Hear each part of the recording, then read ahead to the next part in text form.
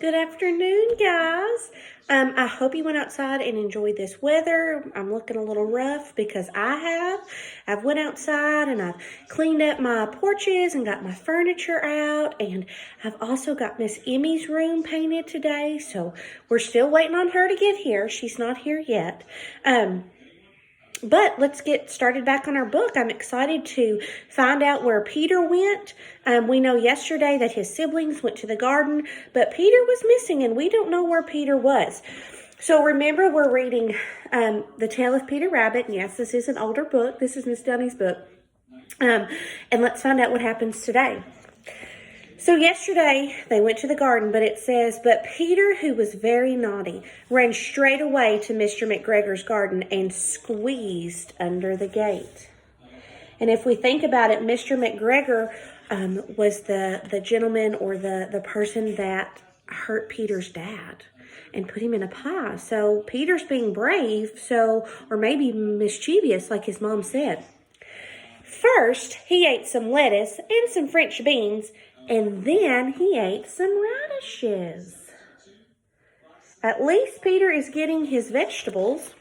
I don't like radishes.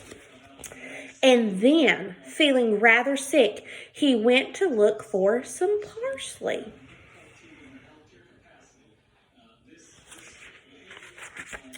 But round the end of a cucumber frame, whom should he meet but Mr. McGregor? Oh no!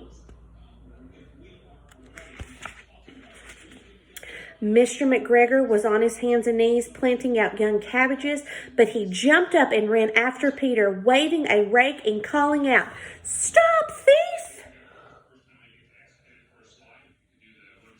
Now, for those of you that have worked in a garden or planted things, sometimes animals, rabbits and raccoons and squirrels and other things that live in nature will sometimes eat our garden vegetables. And it kind of aggravates us sometimes. But I don't think Peter's intentions were bad.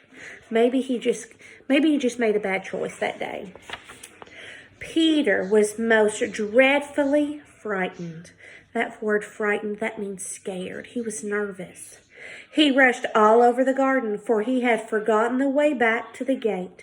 He lost one of his shoes among the cabbages and the other shoe amongst the potatoes.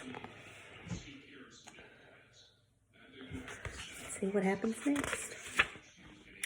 After losing them, he ran on 4 legs and went faster, so that I think he might have gotten away altogether if he had not unfortunately ran into a gooseberry nest, and he got caught by the large buttons on his jacket.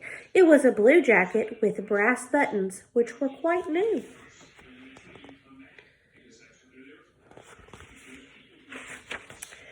Peter gave himself up for lost and shed big tears, but his sobs were overheard by some friendly sparrows, which are a type of bird, who flew to him in great excitement and implored him to exert himself. That page has lots of big words on it.